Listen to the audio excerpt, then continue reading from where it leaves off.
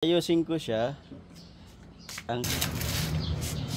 Ayusin natin yung mga gulay, guys, kasi ang mahal ng gulay sa palengke.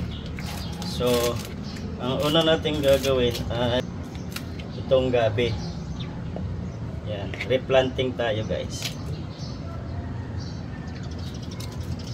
Kailangan malambot yung lupa para madali siyang magkaugat. Muna natin, okay? Okay, what's up, guys? Natapos ko na yung pag-ayos ko ng gabi. So meron akong 22 pieces na pot o yung nakatanim na gabi. Ito yung sample. Ito siya. Ayan, ganito siya, guys. Ito yung pinakananay niya. So kung 22 siya, guys, then pag nag-harvest ako, so meron akong 22 pieces na dahon.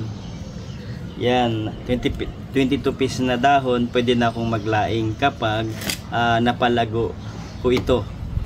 Ang nangyari kasi, guys, laki kasi ako sa bukid. Ngayon, mahilig ako sa halaman. So kada bakasyon ko, inaayos ko yung halaman dito sa roof deck. Kasi walang nagmana sa akin. Pero mang nagmana, kain lang. So guys, ang trivia natin ngayon, guys, itong gabi, kapag lumaki siya, meron siyang tatlong gamit or magiging gulay.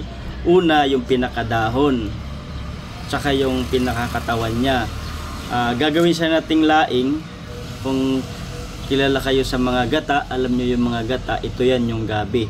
Tapos yung pinakaugat niya, pag lumaki na siya ganito kalaki, hinahalo siya sa sinigang, pampaasim yung gabi. Ito yan. Tapos yung pangatlo, guys, yung pinaka root niya, yung gumagapang, ang tawag sa amin nun is pana.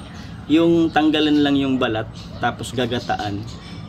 Iba naman yun sa laing. Masarap siya, guys, pwede rin siyang ipaksiw. So dahon, tsaka steam, tapos yung ugat niya na mahaba, pana ang tawag yun, or yung tinatawag sa probinsya na takway. Then yung pinakaugat, yun ang ibig sabihin doon na pang sinigang sa gabi. Ito yan siya, guys. Kaya kung mahilig kayo sa halaman, mahilig kayo sa maggata or laing, magtanim na kayo ng gabi. Pwede rin gabi-gabi.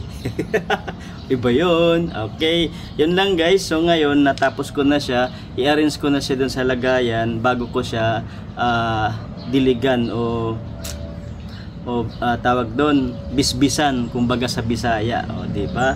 Ngayon madali lang naman to siyang mabuhay kasi ang halaman na to is watery, o big sabihin tubig lang. So tubig lang, sapat na. Okay, guys, i-arrange na natin. Okay, guys, yan na yung naitanim natin na gabi. Huwag nyo na lang siyang bilangin kasi sinasabi ko naman kung ilan yan. So 22 siya, guys. Maliliit pa lang siya, tsaka payatot. Ngayon patatabain natin yan sa pamagitan ng pagmamahal, pag-aalaga. Ganon din ang halaman, guys. Ngayon diligan na natin siya.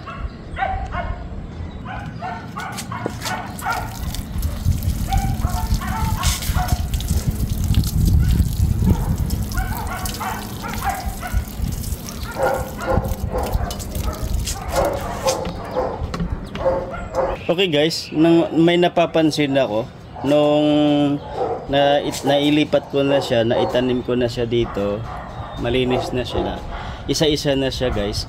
Parang napansin ko, ngumingiti sila kahit wala silang bibig.